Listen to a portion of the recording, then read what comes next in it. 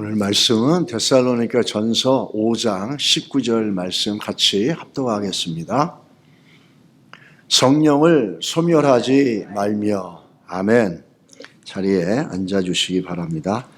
우리가 사도행전을 보면서 성령에 대해서 살펴보는 이유는 교회의 시작과 또 교회의 본질을 지켜나가고 유지해 나가고 교회 안의 모든 것들을 이끌어 가시는 근본적인 힘의 원천은 바로 성령이시라는 겁니다. 사람과 사람과의 관계, 또 교회에 일어나는 모든 것들을 이끌어 가시는 분이 성령이시라는 거죠. 아주 가장 좋은 예가 노아의 방주입니다. 노아의 방주의 특징은 뭐냐면은 거기는 선장이 없습니다. 운전하는 사람도 없습니다. 그리고 바깥에 보이는 창문도 없습니다. 바람 따라 구름 따라 가는데 누가 운전하냐면 하나님이 운전하시는 거고, 오늘 우리가 교회는 노아의 방주와 같이 하나님의 성령께서 이끌어 가시는 게 교회입니다. 사람으로 보이지만 결국은 사람도 하나님이 성령께서 사람들을 통해서 드러내시고 그 뜻을 이루어 가게 되어 있습니다. 그래서 우리가 성령에 대한 이해는 우리 신앙생활에 너무너무 중요하다는 거예요. 그럼에도 불구하고 우리 성령에 대해서 성령은 삼위일체 하나님 중에 한 분이신데 과소평가되고, 기독교 역사 속에서는 성령은 하나님과 예수 그리스도 밑에서 서버비네이트, 하등한 존재, 종속 존재라 이렇게 생각을 했던 적도 있었습니다. 그렇지 않죠? 성부, 성자, 성령은 동일한 분들이십니다. 그래 하나신데, 그런 역사적으로 그런 논쟁도 있었고, 더 나아가서는 이 성령으로 인해 가지고 아주 그 갑을 논박을 했던 논쟁들 중에 최초의 거는 2세기쯤에 마르시온이라는 파가 있었어요. 이 사람들은 성령을 강조하는데 성경을 뛰어넘습니다. 이 사람들이 강조하는 건 새 예언과 직통 계시를 얘기하고 시한부 종말론을 얘기합니다. 그리고 또 16세기 종교개혁 때는 칼빈과 루터가 종교를 개혁했지만 토마스 민처 같은 사람들은, 또 제세례파 같은 사람들은 그 열광주의자들은 그 성령의 직접적인 음성을 들었다, 계시를 받았다 그러면서 교회의 질서와 또 성경의 가르침을 뛰어넘고 흔들어버리고 시한부 종말론들을 주장하고 그랬습니다. 그때 또 거짓 이적들과 이사들로 말미암아 혼란스러웠죠. 성도들의 눈을 속이고 성도들의 귀가 닫혀지는 일들이 있었습니다. 이런 것들로 인해 가지고 교회사 속에서는 이 성령에 대해서, 성령의 역사에 대해서 얘기할 때 갈라집니다. 한쪽은 사도시대로 끝남으로 인해서 성령의 은사와 성령의 역사는 끝났다라고 하는 데가 있고, 그렇게 되어져 오다가 우리가 알기 20세기 들어오면서 어떤 일이 있었냐면은 아주사 부흥운동이 일어납니다. 그러면서 사도행전에 있었던 역사와 성령의 역사가 동일하게 일어나는 역사를 통해서 또 성령의 운동에 대한, 성령의 역사에 대한 그 이해들이 일어나기 시작하죠. 그러나 그 가운데서도 극단적이고 또 성경을 뛰어넘는 방종된 은사주의자들로 말미암아 또다시 성령의 역사와 성령의 운동에 대해서 논쟁이 되어집니다. 그래서 이 교회사를 보게 되면 두 가지로 나눠지게 됩니다. 지금도 마찬가지죠. 한쪽은 성령의 역사는 끝났다, 성령의 역사와 그 어떤 성경에 나타나는 그런 역사들은 끝났다 이렇게 얘기하고, 한쪽은 아니다, 지금도 계속되고 있다라고 얘기합니다. 근데 이 문제는 뭐냐면은 이 성령에 대한 이야기를 할 때 문제는 두 가지입니다. 하나는 어떤 사람들은 상식과 이성에 너무 붙잡혀서 성령의 역사와 성령의 일하심에 대해서 부인하는 사람들이 있고, 또 어떤 사람들은 아주 지나치게 너무 캐리스메틱하고 너무 지나쳐서 성경을 뛰어넘고 질서를 무시해가면서 제1의 체험과 자기 개인의 느낌과 감정에 치우쳐 나가는 사람들이 있다라는 거예요. 이 두 부류의 사람들의 문제점은 뭐냐면 한마디로 말해서 성령과 성경을 분리시킨다는 거예요. 성경과 성령은 절대로 분리될 수가 없어요. 참된 성령이 역사하는 데는 하나님의 말씀에 대한 순종이 있습니다. 하나님 말씀에 대한 순종은 성령의 충만함을 얻습니다. 이게 사도행전에 보게 되면 말씀에 순종함으로 성령에 충만했다 이렇게 나옵니다. 이 두 가지가 나눠질 수가 없다라는 거죠. 그 부분들이 우리 성경을 통해서 한번 예배소서 6장 17절을 한번 보시면은 얘기합니다. 구원의 투구와 성령의 검, 곧 하나님의 말씀. 성령의 검과 하나님의 말씀을 동일하게 얘기하고 있다는 거예요. 성경은 성령의 역사가 끝났다라고 말하지 않고 있고, 성령의 역사를 하지 말아라라고 말하지 않습니다. 제일 중요한 건 뭐냐면 성령과 하나님의 말씀은 나눌 수가 없다라는 거예요. 그 에베소 6장 17절에 성령의 검, 성령의 칼, 그리고 이 성령의 검은 곧 하나님의 말씀이라는 거예요. 말씀으로 충만한 자는 하나님의 성령에 민감하고 성령의 인도하심과 성령의 역사하심들을 알아갈 수 있고, 또 성령에 충만한 사람들은 하나님 말씀에 순종해야 할 수 있다는 거예요. 요한복음 16장 13절 보십시오. 그러하나 진리의 성령이 오시면 그가 너희를 모든 진리 가운데로 인도하시라. 성령 자체를 진리라고 말씀하십니다. 그리고 성령이 하는 일은 뭐냐면 우리를 진리 가운데로 인도하신다는 거예요. 궁극적인 성령의 역사는 우리를 하나님 앞에 진리 가운데로 이끌어가는 것이지, 어떤 새로운 것들을 만들어내고 말씀을 뛰어넘어서 어떤 경험과 계신이 하면서 나오는 게 아니라는 거죠. 우리는 이런 것들을 좀 정리해야 될 필요가 있습니다. 우리는 또 한 가지 중요한 것은 오늘 바울이 결론적으로 내리는 결론이에요. 어떤 걸 내리냐면, 우리가 성령의 역사가 있다, 성령의 역사를 인정해야 된다, 성령의 역사를 금해야 된다, 이런 많은 이야기들이 있지만은 바울은 뭐라고 얘기하느냐 아십니까? 성령을 부인하거나 성령의 역사를 인정하지 않거나 금하라고 얘기하지 않았어요. 결론적으로 분별하라고 그럽니다. 데살로니가 5장 19절에 뭐죠? 성령을 소멸치 말며 이렇게 얘기합니다. 성령을 금하라고 얘기한 거 아니죠. 성령의 역사가 끝났다고 말씀하지 않았어요. 성령을 마치 불처럼 성령의 the spiritual fire, 성령의 불을 끄지 말라 이렇게 얘기합니다.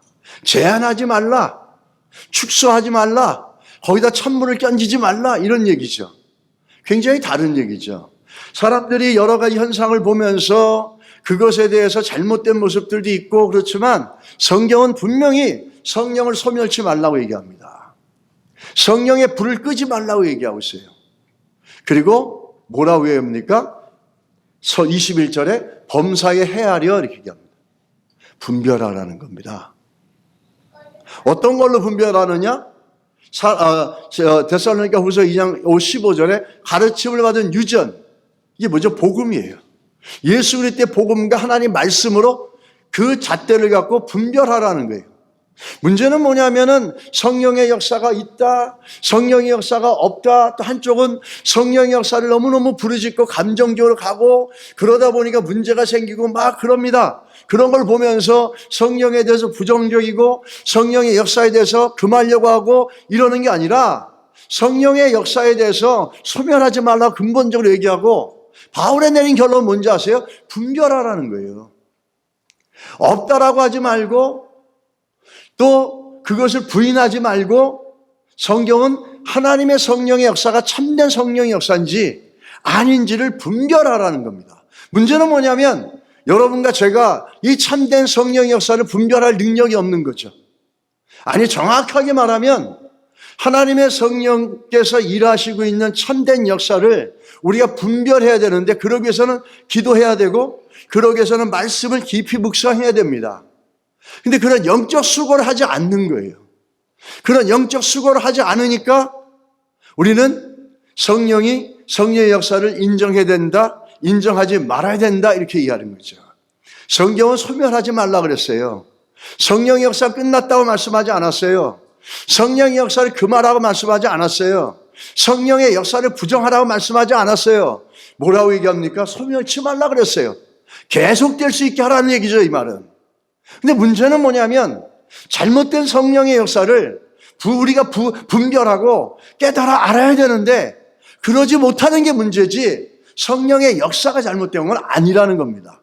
여러분 믿으시길 주의 이름으로 축복합니다. 우리는 하나님의 성령의 역사를 갖다가 부인하고 부정할 것이 아니라 이게 참된 하나님의 역사하고 성령의 역사인지를 분별할 수 있어야 된다는 거죠. 그러기 위해서 기도하고, 그러기 위해서 가르침을 하든 유전을 따라서, 말씀을 따라서 상고해가면서 이 하나님의 역사고 성령이 주시는 것인지를 살펴보고 점검해보는 우리의 영적 수고들이 있어야 된다는 겁니다. 그게 없으니까 우리는 그냥 단순하게 그냥 있다 없다로 간다는 거죠. 성령은 소멸하지 말라 이렇게 얘기합니다. 근데 바울이 여기서 소멸하지 말라고 말할 때 이 소멸하지 말라는 것은 권유가 아니에요. 이건 명령이에요, 명령.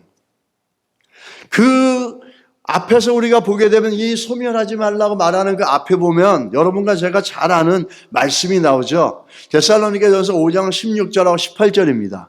항상 기뻐하라. 쉬지 말고 기도하라. 범사에 감사하라. 이것이 그리스도 예수 안에서 너희를 향하신 하나님 뜻이니라 이렇게 얘기합니다. 그럼 하나님의 뜻을 어떻게 이룰 것이냐라는 거죠. 이 항상 기뻐하고 쉬지 않고 기도하고 범사에 감사할 수 있는 이 하나님의 뜻을 어떻게 이룰 수 있냐라는 거예요. 이 항상 기뻐하고 쉬지 말고 기도하고 범사에 감사하는 것은 결과입니다. 결과. 어떤 결과냐면 성령의 충만함을 얻은 결과라는 거예요. 하나님의 뜻을 이룰 것이라고 그랬는데 항상 기뻐하는 게 여러분 쉽지 않잖아요. 쉬지 않고 기도하는 거, 늘 기도에 초점을 맞추는 거 쉽지 않잖아요. 범사에 감사하는 거 쉽지 않아요. 우리는 범사에 감사한다 그래도 어떤 작은 거 하나의 감정이 상해서 그만 감사가 불평으로 바뀔 때가 너무 많잖아요. 또 기도한다고 하지만은, 기도하겠다 하지만은 아무리 기도해도 내가 생각했던 것들과 너무 다르게 상황이 돌아가면 금방 낙심해버리는 게 우리 아니겠습니까? 기뻐하라, 기뻐하라 그러지만은 사실 조금만 문제가 생기고 이 발톱에 가시 하나만 껴도 금방 그 기쁨이 사라져버리잖아요. 그게 우리예요.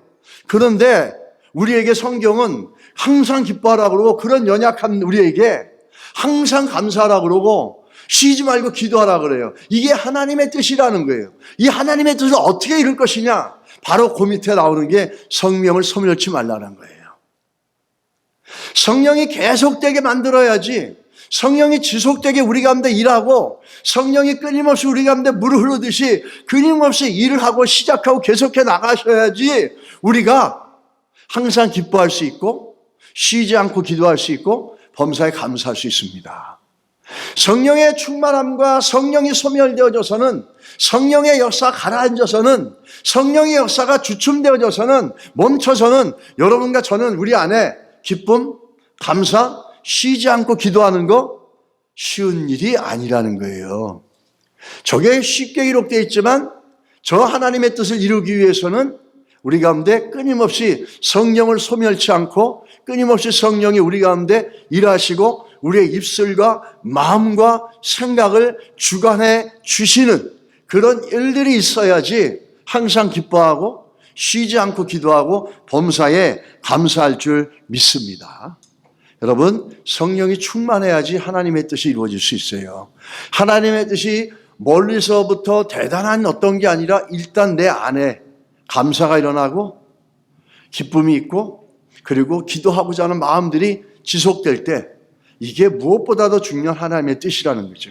그걸 어떻게 이루느냐? 성령으로 이루신다는 거예요. 그래서 바울이 얘기하지 않습니까? 바로 뒤에 성령을 소멸하지 말라. 이 성령을 소멸하지 말라는데 성령은 뭐 불로 비교가 되지만 성령은 소멸하다 이렇게 얘기했지만 정확하게 말하면 뭐 불처럼 성령을 불을 꺼라 이런 얘기는 아니에요. 성령은 인격체십니다. 저 소멸하지 말라라는 건 성령에 대해서 부인하거나 성령을 갖다가 터부시하거나 이러지 말라는 얘기죠. 중요한 거는 성령은 인격체시라는 거예요. 인격체라는 말이 굉장히 중요한 겁니다. 여러분의 집에 어떤 사람이 놀러 왔는데 그 사람을 부인해버려요. 부정해버려요. 집에 왔어도 왔다고 인정도 안 하고 투명인간 취급해버려요. 여러분, 이게 인격적인 관계입니까? 그렇지 않죠. 그 사람을 비인격적으로 대하는 거예요. 제일 먼저 인격적으로 대하려면 그 사람의 존재를 인정해줘야 되는 거예요. 그리고 더 좋은 거는 그분이 온 것과 대화와 교제를 통해서 관계를 더 깊이 있게 해나가는 것. 이게 인격적인 교제지 않습니까? 이 성령은 인격체신 거예요. 여러분이 하나님의 성령을 우리가 인정하고 그 성령께 우리가 의탁하고 또 그 성령께 우리가 맡겨나갈 때 성령은 인격적으로 우리 안에 들어와서 일하시는 겁니다. 이게 어려운 일이 아니에요. 그분을 제일 먼저 인격적으로 인정하는 거예요. 물론 우리가 성령이라는 용어를 안 쓰고 예수 그리스도의 이름을 써도 거기에는 분명히 하나님의 성령의 역사가 있습니다. 삼일체의 하나님은. 그러나 우리가 성령에 대해서 좀 나눠서 생각해 볼 때 그 성령은 인격체시기 때문에 여러분의 인정과 여러분이 인정해 주고 또 여러분이 우리 삶 속에 들어와 주시라고 환영해 주시고 초청해 드릴 때 그 성령은 기쁨으로 우리 가운데 일하시고 우리의 연약함을 붙잡으셔서 하나님의 뜻 가운데로 우리의 인생을 이끌어 가실 수 있는 인격적인 분이시라는 거예요. 이거를 통해서 오늘 본문을 보시게 되면은 성령을 소멸하다 이렇게 말하는 이 단어는 불을 끈다는 얘기가 아닙니다.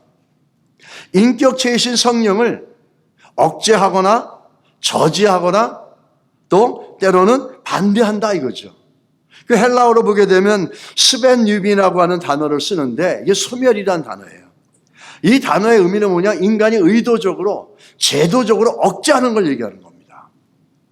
성령이 역사되는 걸 교회가 가지고 있는 어떤 제도적인 것, 어떤 것들로 그걸 갖다가 억제하고 인간이 이 의지적으로 내가 믿을 수 없기 때문에 내가 경험해 본 적이 없기 때문에 내가 원하지 않기 때문에 그것들을 갖다가 의지적으로 제약하거나 그 통제하거나 규제하는 것들을 얘기하는 거예요. 이게 소멸하다는 뜻입니다. 인격체시기 때문에 성령께서는 모독도 당할 수 있어요. 마태복음 12장 31절에 여러분과 제가 잘 아는 말씀이죠. 그러므로 내가 너희에게 이르노니 사람에 대한 모든 죄와 모독은 사하심을 얻되 성령을 모독하는 것은 사하심을 얻지 못하겠고 이렇게 얘기합니다. 성령은 인격체시기 때문에 모독당할 수 있다는 거예요. 여러분과 제가 살면서 그런 일이 없어야 되지만 어느 경우에는 우리의 인격이 무시되어지는 모독당하는 일들을 겪지 않습니까? 그 모독이라는 단어는 인격체에다 얘기하는 거지 어떤 물체나 물질이나 어떤 그런 대상에게 모독이라는 단어를 쓰는 게 아닙니다. 성령은 모독당할 수 있다는 거예요. 또 더 나가서 보면 사도행전 7장 51절에는 어떤 말씀이 있습니까? 그 목이 곧고 마음과 귀에 할례를 받지 못한 사람들아 너희가 항상 성령을 거스려 너희 조상과 같이 너희도 하는도다 이렇게 얘기합니다. 여기서 거스려라고 하는 것들은 굉장히 아주 강폭한 걸 얘기하는 겁니다. 의지적으로 하나님의 말씀과 성령의 역사를 대항하고 대적하는 거죠. 그 물리적인 폭력까지도 사용된다는 거예요. 결국은 어떻게 됩니까? 우리가 잘 아는 스데반은 바로 지금 스데반이 하나님 말씀을 전하자 저들이 그 말씀을 통해서 드러나는 성령의 역사와 성령의 움직임을 거스렸다고 그랬어요. 그 말은 뭐냐면 결국에는 스데반을 돌로 쳐 죽이지 않습니까? 그 거스렸다라는 것은 아주 폭력적이고 물리적으로 굉장한 타격을 줬다라는 얘기예요. 그것이 나타나는 게 누구냐면 스데반이에요. 스데반을 공격했지만 사실은 스데반 안에 역사하고 있는 성령에 대해서 거스리고 공격한 거거든요. 그리고 우리 성령은 인격체십니다. 그래서 예배소서 4장 30절에 보게 되면 하나님의 성령을 근심하게 하지 말라. 그 안에서 너희가 구원의 날까지 인치심을 받았느니라.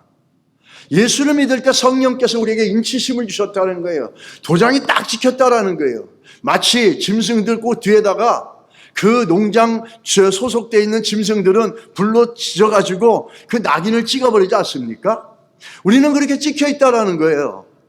그래서 우리가 하나님이 기뻐하시는 일을 할 때는 성령도 기쁘시고 우리 안에 기쁨으로 충만하게 하시고 우리가 하나님의 뜻과 상관없는 일을 할 때는 성령께서 근심하신다는 거예요. 성령은 인격체시기 때문에 그럽니다. 여러분 오늘도 성령이 우리 안에서 기쁨을 누릴 수 있도록 우리가 하나님이 기뻐하시는 일들을 해 나가면 우리 안에 기쁨이 더 커질 줄 믿습니다.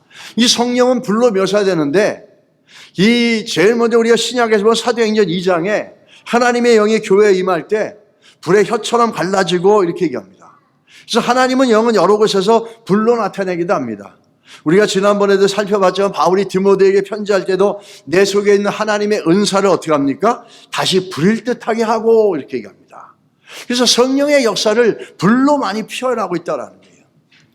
그 불이라는 게 여러분 여기 저 칼럼 쓰는 걸 보시면은 좀 더 도움이 되실 겁니다. 불이 있는 데는 불은 약해지면 안 되니까 계속해서 장작을 더 넣어서 태우고 또 태웁니다. 이 성령님은 여러 차례 이 타오르는 불로 오는데 이 타오르는 불이 계속해서 유지되려면은 장작을 집어넣어서 이 불을 계속해서 유지해야 돼요. 그런데 오늘 소멸한다란 말은 그 타오르는 불에다가 물을 붓는다든지 그 불을 끄려고 한다라든지 이런 것들이 그 성령의 역사를 막지 말라라는 바울의 권면입니다. 우리 성령의 불은 잘 관리돼야 됩니다. 불은 무엇보다도 잘 관리돼야 되는데 오늘 그 septuagint이라고 하는 70인령이 있어요.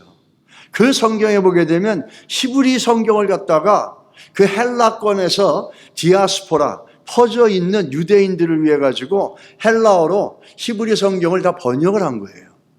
근데 거기에 보게 되면 오늘 바울이 소멸하지 말라는 그 단어와 똑같은 단어로 소멸하지 말라는 단어를 그 스펜바이라고 하는 그 헬라어 단어를 써가지고 저거 제사장의 책임을 얘기하고 있습니다.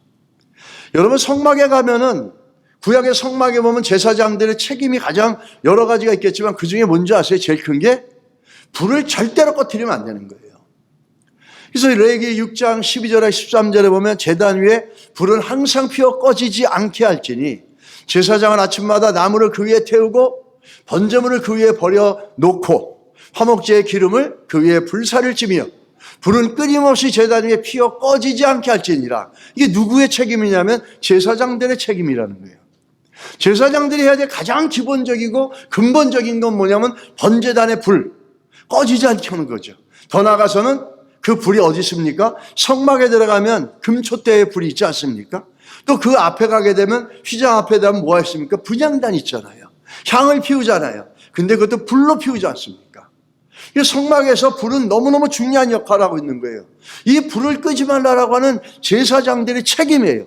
근데 그거는 우리들의 책임이에요, 이제 와서는. 왜 그런지 아세요? 베드로전서 말씀 같이 한번 볼까요? 베드로전서 2장 9절이에요.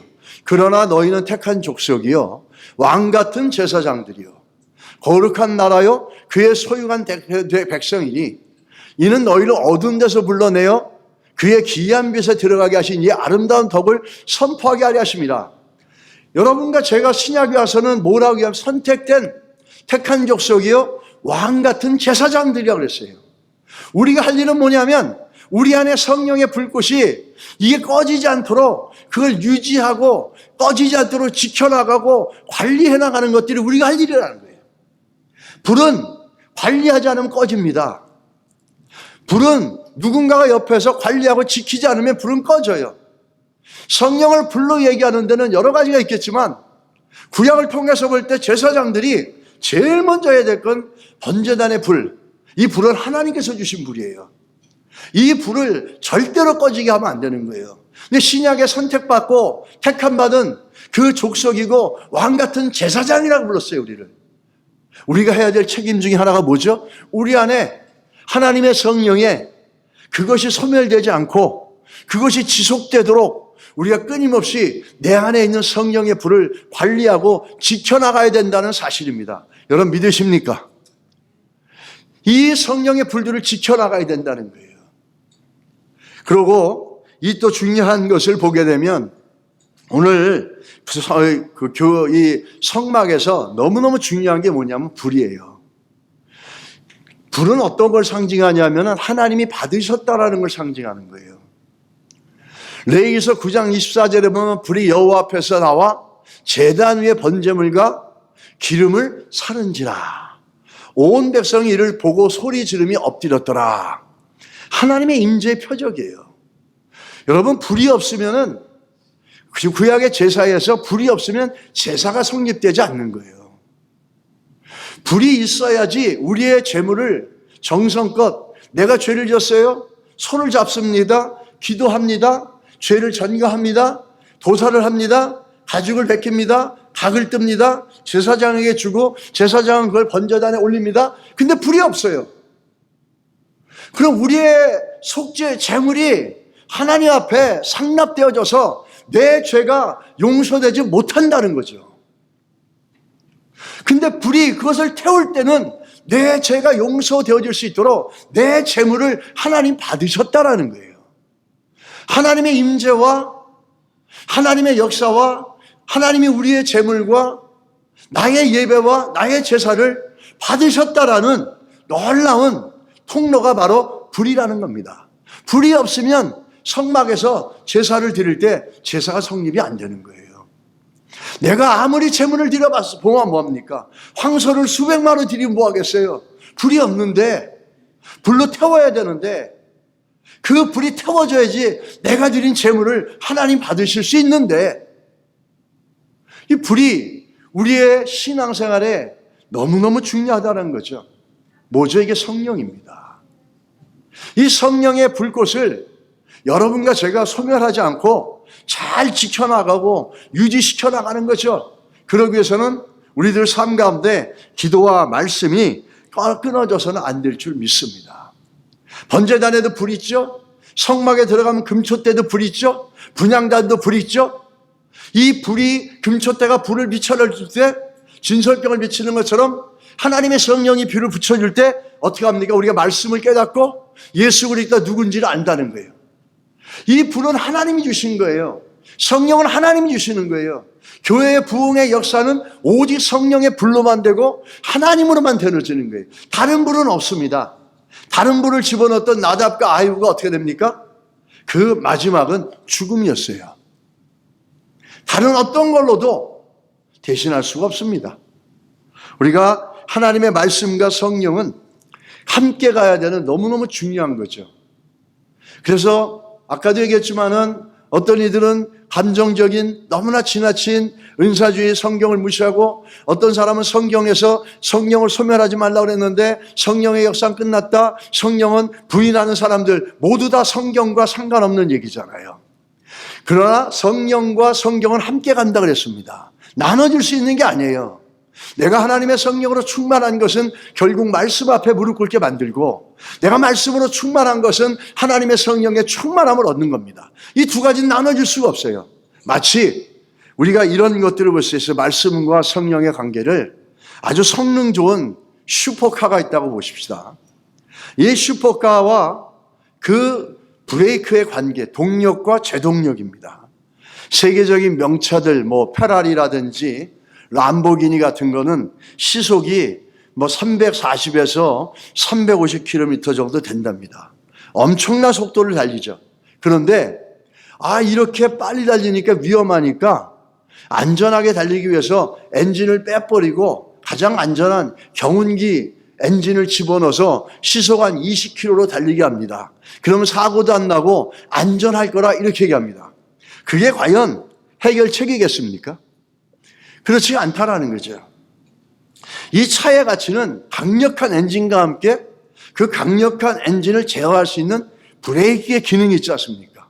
이 브레이크가 잘 받아주고 브레이크가 그 강력한 엔진과 속도를 제어해 줄 수 있는 제동력이 된다면은 이 차는 아무리 빨리 달려도 분명히 그 사고라고 하는 두려움 속에서 그 브레이크들이 작용이 잘 된다는 거죠. 그 교회도 마찬가지입니다. 교회도 성령은 엔진과 같은 분이에요. 우리 안에 힘을 주고 우리 안에 에너지를 줍니다. 근데 성령의 역사 속에 이런 일 저런 일 많았다고 성령을 부인해서 되겠습니까? 아니죠. 바울은 뭐라 그랬어요? 분별하라 그랬잖아요.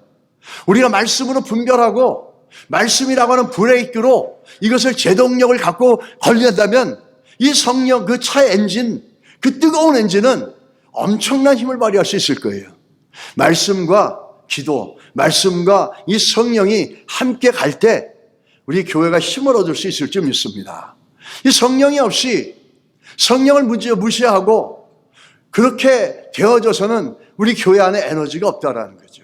성령은 엔진과 같은 겁니다. 우리를 움직이게 만들고 힘을 주고 또 그것이 어떻게 가는지를 분별시키고 제동력을 주는 건 하나님의 말씀이라는 브레이크가 우리를 컨트롤할 수 있다는 겁니다.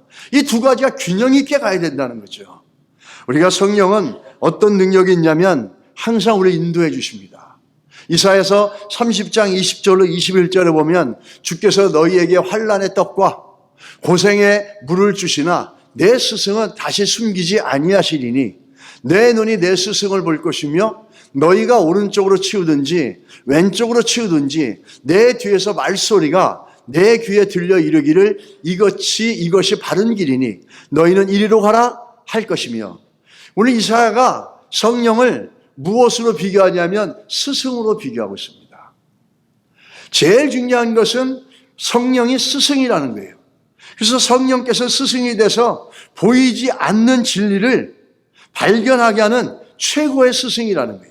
우리의 영적으로 눈이 멀어 있을 때 우리 눈을 열어서 하나님의 뜻을 보게 하고 깨닫지 못하는 성도들과 사람들에게 말씀을 깨닫게 하고 눈을 열게 해주는 하나님의 인도하심을 보게 하는 스승이라 이렇게 얘기합니다. 두 번째는 성령은 환난과 고생 중에 우리가 어려움 겪고 어떤 힘들 때 환난의 떡과 고생의 물을 준다는 거죠. 환난 속에 있을 때 힘을 얻을 수 있는 떡을 주고 고생 속에 있을 때 우리의 영혼이 빈곤할 때 우리의 영혼을 채워주고 물을 주시는 분이시라는 거예요.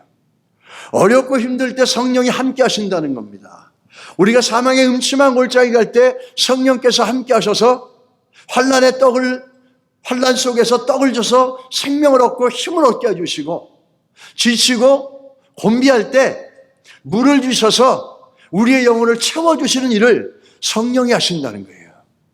그러면서 또 중요한 건 성령이 우리 뒤에서 어떻게 합니까? 이리로 가라, 저리로 가라 깨닫게 해주시고 우리의 믿음과 양심과 마음의 귀에 세밀한 음성을 주셔서 우리를 인도하신다는 거예요. 성령은 좋으신 분이세요. 성령은 우리 인생을 이렇게 이끌어 가시는 분이에요. 제일 먼저 여러분과 제가 해야 될 건 뭐냐면 성령이 인격적인 분이시라는 거예요. 그래서 그분께 우리 위탁하고 그분께 의지하고 그분께 맡기고 그분께 지혜를 구해나가는 것, 이 모습들이 우리 가운데 먼저 있어야 될 줄 믿습니다. 성령은 스승이라고 말씀하셨고 환난과 고생 중에 떡과 물을 주시는 분이라고 그랬고 우리 뒤에서 늘 보호하시면서 우리가 잘못된 길로 가면 이 길로 가면 안 된다, 저 길로 가라 말씀하시고 이 길로 가라 그 길을 보여주시는 이러한 일들을 성령께서 하신다는 거예요. 이 얼마나 귀하고 복된 분이십니까? 여러분 성령을 경험하시고 이 성령과 함께하는 우리의 삶이 되기를 예수 이름으로 축복합니다. 이럴 때 주시는 힘과 능력들이 우리들을 더 하나님의 자녀답게 살 수 있게 하시고 환경 가운데 쓰러지지 않고 환경을 다스려가며 나가는 그런 믿음의 역사들이 우리 가운데 있을 줄 믿습니다. 이 데살로니가 교회가 상황이 어떤 상황이었었냐면 먼저 보게 되면 첫 번째 잘못된 성령의 역사가 있었습니다. 데살로니가 후서 2장 9절에 보면 악한 자의 나타남은 사탄의 활동을 따라 모든 능력과 표적과 거짓 기적과 어떤 사람들이 나타나서 내가 성령의 역사를 받았는데 하나님의 성령이 비전을 줬는데 그러면서 하나님의 성령이 보여준 것들이 이런 것이다 그러면서 그 모든 능력, 표적 그리고 거짓 기적, 이 거짓된 기적과 거짓된 표적과 그 잘못된 그 거짓된 성령의 역사를 얘기하는 사람들이 있었다라는 거예요. 그걸 통해서 사람들의 마음을 현혹하고 사람들의 관심을 끌어내려고 이렇게 얘기하는 사람들이 있었다는 거예요. 눈에 보이는 어떤 표적으로 사람들의 관심을 끄저리고 사람들의 마음을 흔들어내는 거짓된 성령의 역사를 얘기하는 사람들이 있었다라는 거죠. 그 두 번째는 뭐냐면 가짜 성령의 역사입니다. 여러분 가짜 성령의 역사는 성도들의 마음을 두렵게 만듭니다. 데살로니가 후서 2장 2절에 영으로나 또는 말로나 또는 우리에게 받았다는 편지로나 주의 날이 이르렀다고 해서 쉽게 마음이 흔들리거나 두려워하거나 하지 말아야 한다는 것이니라. 바울이 너희들 두려워하지 말라 이렇게 얘기합니다. 하나님의 때가 다가오고 마지막 때가 왔다고 해서 그 말씀을 듣고 너희들 두려워하지 말라라는 거죠. 이 거짓된 성령의 역사 갖다 주는 건 뭐냐면 우리들에게 두려움을 갖다 줍니다. 우리 마음을 흔들어 버립니다. 두렵게 하고 근심하게 만든다는 거죠. 그러므로 성도들을 낙심하게 만들고 교회 전체가 영적인 침체에 빠지게 만든다는 거예요. 이게 지금 그들의 문제예요. 여러분, 성령은 항상 우리에게 평안을 주십니다. 심지어 사망의 음침한 골짜기를 다닐지라도 주께서 우리와 함께 하심으로 말미암아 우리 안에 평안을 주시고 안식을 주시고 우리 안에 위로를 주시는 분이 성령이십니다. 이게 성령이 하시는 거예요. 우리가 기도하면서 하나님의 평강이 임하는 것, 그건 하나님의 성령이 주시는 메시지예요. 근데 우리가 무엇을 할 때 평강이 없고 마음에 안식이 없는 것, 우리는 그거를 갖다가 분별해내야 될 줄 믿습니다. 정말 참된 하나님의 역사고 이게 하나님의 성령이 기뻐하시는 결정이고 판단이면 우리 안에 기쁨이 있고 우리 안에 감사가 있고 또 주변의 사람들도 그걸 보면서 격려해주고 축복해줄 겁니다. 그러나 이게 잘못된 성령의 역사하면 제일 먼저 나오는 게 평안이 없습니다. 아무리 내가 맞다가 우겨도 거기는 평안이 없어요. 안식이 없어요. 보는 사람들조차도 평안하지가 못해요. 참된 성령의 역사는 안식을 줍니다. 평강을 주는데 지금 데살로니가 교회에 성령의 역사라고 얘기하면서 자기가 하나님의 때를 안다고 얘기하면서 사람들에게 두려움과 근심을 끼치고 있었다라는 거예요. 세 번째는 뭐냐면 종말론적인 가르침이에요. 종말론적인 삶이에요. 주님이 이제 금방 오실 텐데 우리는 어떻게 살아야 될 것이냐라고 하는 겁니다. 이 데살로니가 후서 3장 11절에 이렇게 얘기하죠. 우리가 들은즉 너희 가운데 게으르게 행하여 도무지 일하지 아니하고 만들기만 하는 자들이 있다 하니, 이제 주님이 오신 지 얼마 안 남았다 그러니까 이 사람들이 일상의 삶 속에 일할 사람이 일을 안 하고 자기가 해야 될 것들을 하지 않는다는 얘기예요. 만들기만 한다, 이 얘기는 뭐냐면 영어 성경 busy, 그들은 여기저기 간섭만 하고 다니지 자기가 해야 될 일을 하지 않는다는 얘기예요. 아무리 내일 예수께서 오신다 그래도 오늘 우리가 해야 될 일을 해야 되는 게 종말론적인 삶입니다. 근데 이 주님이 이제 오시니까 니네 할 일 없어, 다 포기하고 그냥 그렇게 살아, 이렇게 잘못된 종말론적인 가르침을 갖고 있었다라는 거예요. 그거는 그 당시에 데살로니가 교회는 굉장히 어린 교회였어요. 바울이 와서 딱 3개월 목회하고 간 거예요. 바울이 3개월 목회하고 갔는데 그 이후에 이 데살로니가 교회는 당시에 로마, 그리스 로마의 이방 종교라든지 이런 것들의 영향을 많이 받습니다.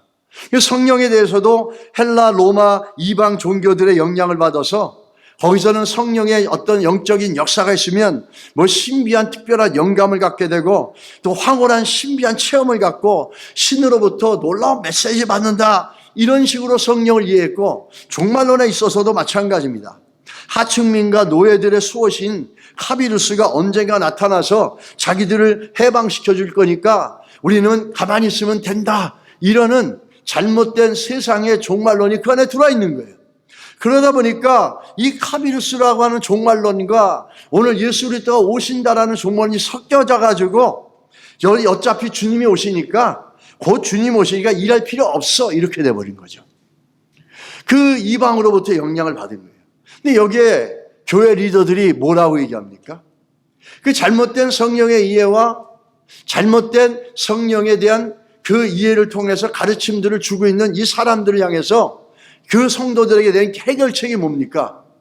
이거는 성령에 대해서 더 이상 얘기하지 못하게 만들고 성령을 금하게 만들고 이 모든 게 성령 때문이라 판단한 거죠. 근데 이건 성령 때문의 문제가 아니에요. 인간의 어떤 타락한 본성에서 나오는 영적인 무지함이죠. 성령에 대해서 이들이 억제하고 성령에 대해서 부인했다라는 겁니다. 그러니까 바울이 어떻게 합니까? 성령을 소멸하지 말라는 거죠. 문제는 뭐냐면 성령이 문제가 아니라는 거예요. 너희가 성령의 역사와 성령의 역사가 아닌 잘못된 역사를 분별할 능력이 없다라는 거예요. 그게 바울의 대답이에요. 왜 성령을 소멸하냐? 왜 성령을 부인하느냐? 성령을 소멸하지 말라. 그러면서 21절에 뭐라 합니까? 범사에 헤아려 좋은 것을 취하고 예언을 멸시하고 하나님 말씀을 멸시하지 말고 성령을 소멸하지 말고 그리고 분별하라, 이렇게 얘기합니다. 문제는 성령이 아니라 너희들이 참된 성령의 역사를 분별하고 있지 못하다라는 거예요. 그게 문제라는 겁니다. 여러분, 성령은 오늘도 끊임없이 우리 가운데 역사되어져야 될 줄 믿습니다. 그러나 우리가 그 성령의 참된 역사를 분별하지 못한다면 우리는 혼돈속에 빠질 수밖에 없겠죠. 그러나 우리가 참된 성령의 역사를 분별할 수 있다면 오늘 우리는 그 성령의 참된 인도하심 속에서 주시는 많은 은혜와 복들을 누려갈 줄 믿습니다. 이 바울의 대답이 그렇게 성령을 소멸하고 또 예언을 멸시하지 말고 범사에 헤아려서 말씀으로 분별하라 이렇게 얘기를 합니다. 우리가 지난번에도 얘기했지만 요나단 에드워드가 영적 각성을 일으킬 때 놀라운 일이 있었어요. 그때 많은 사람들이 얘기할 때 어린아이들은 이성이 발달하지 않았기 때문에 그 아이들에게는 영적인 부흥이나 회심은 나타날 수 없다라고 이렇게 얘기했었습니다. 근데 어떤 일이 있었냐면 어린아이가 하나가 있었는데 요나단 에드워드가 그 사람 놀라운 회심의 이야기에 보게 되면 나오는데 그 만 4살 된 여자아이의 회심이 사건이 일어납니다. 그 아이의 이름은 피비 바틀리라고 하는 아이인데 4살인 거예요. 만 4살. 어떤 일이 있었냐면 1735년 4월 그 피비 바틀리 오빠들이 그 당시 한 11살 정도 됐다는 거예요. 근데 이 아이들이 하나님의 은혜를 얻어서 그 심령이 부흥이 되고 막 회심을 하게 되고 구원에 대한 확신과 기쁨으로 가득 차 있고 오빠들이 그런 얘기를 하는 걸 이 4살짜리 어린 여자아이가 그걸 들은 거예요. 그러면서 그 얘기를 들으면서 이 아이가 자극을 받은 거예요. 그래서 부모가 강요하지도 않았고 누구도 얘기하지 않았어요. 근데 이 아이 스스로가 죄와 지옥 그리고 구원에 대해서 깊은 두려움을 갖기 시작했습니다. 그래서 아이들이 부모들이 가족들이 눈치채지 못하게 골방으로 가서 기도를 하기 시작했어요. 4살짜리 어린아이가 스스로 골방을 만들어서 하나님과 기도하기 시작했다는 거예요. 매일 여러 번씩 집안의 외딴 골방이라든지 옷장 안으로 들어가서 문을 잠그고 소리내어 울면서 기도합니다. 어느 날 목 놓아 울며 기도하던 아이가 갑자기 울음을 그치고 방에서 나왔습니다. 그래서 어머니가 물어보는 거야. 얘 왜 울었니? 묻자 이 피비라는 어린 소녀가 얘기합니다. 환하게 웃으면서 예수님이 저에게 오셨기 때문이에요. 이제 지옥 갈까 봐 무섭지 않아요. 라고 대답하면서 자기 안에 두려움이 기쁨으로 바뀌었다고 얘기합니다. 이게 만 4살짜리 아이에게 일어난 일이에요. 그러면서 뭐라고 그러냐면 이 4살짜리 아이가 족장들의 이름을 다 암송하고 성경 구절을 암송하면서 하나님의 말씀이 설탕보다 더 달콤하다고 고백을 하는 거예요. 부모들이 너무너무 놀란 겁니다. 이 조나단 에드워드 목사님이 이 아이를 너무너무 신비하지 않습니까? 그래서 이 아이를 관찰하기 시작했어요. 일시적인 감정의 변화일지 모른다. 그 의심을 품고 이 아이, 만 4살짜리 아이 피비의 행동을 오랫동안 면밀히 관찰하는데 거기서 다음같이 3가지 뚜렷한 증거를 발견했답니다. 첫째는 죄에 대한 철저한 경계심이에요. 그 회심의 4살짜리 아이가 친구들하고 놀 때 부적절 언어를 쓰거나 사소한 일에 거짓말하는 걸 극도로 두려워했답니다. 한 번은 이웃집 밭에서 자두 몇 개를 따온 오빠들을 보면서 그거 훔친 거니까 죄다. 꾸짖으면서 주인들에게 빨리 갖다 돌려줘라 그랬답니다. 오빠들이 그 자두를 돌려줄 때까지 음식을 먹지 않았대요. 두 번째는 주일을 예배를 사모하는 마음이에요. 이 어린 4살짜리 아이가 예배 드리는 날을 그렇게 손꼽아 기다리는 거예요. 그래서 주일 예배를 드리고 끝나고 나면 하는 말이 벌써 예배가 끝났냐? 너무 빨리 끝나서 슬프다. 이렇게 얘기를 하더래요. 세 번째는 뭐냐면 영혼들에 대한 긍휼한 마음이에요. 동네 다른 아이들이나 심지어 어른들이 신앙 없이 방탕하게 사는 걸 보면 골방에 들어가 그들의 영혼을 구원해달라고 이 어린아이가 눈물로 중보기도 했다는 겁니다. 이것을 보면서 요나단 에드워드 목사는 이건 참된 성령의 역사구나 라고 하는 걸 분별할 수 있었다는 거예요. 여러분, 성령의 역사는 계속돼야 됩니다. 문제는 여러분과 제가 그 성령의 참된 역사를 분별할 수 있어야 된다는 겁니다. 그 성령의 참된 역사는 역시 기도와 말씀으로 우리가 분별할 수 있는 줄 믿습니다. 우리 요한일서 4장 1절 말씀 같이 읽겠습니다. 사랑하는 자들아 영을 다 믿지 말고 오직 영들이 하나님께 속하였나 분별하라. 아멘. 우리가 성령 충만이 계속해서 우리 안에 될 수 있도록 성령을 향해서 인격적으로 마음을 여시고 그분과 교제하시면서 그분이 우리 인생을 이끌어가는 놀라운 은혜들이 여러분과 저에게 넘치기를 예수 이름으로 축원합니다. 기도하겠습니다. 하나님 아버지, 주의 은혜와 사랑을 감사드립니다. 하나님, 우리가 성령에 대해서 살펴봤습니다.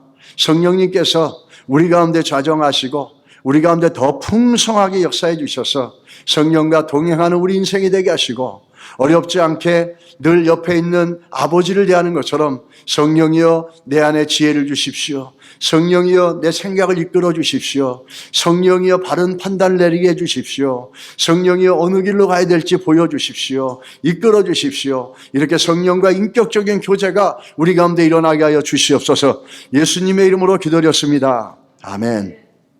자,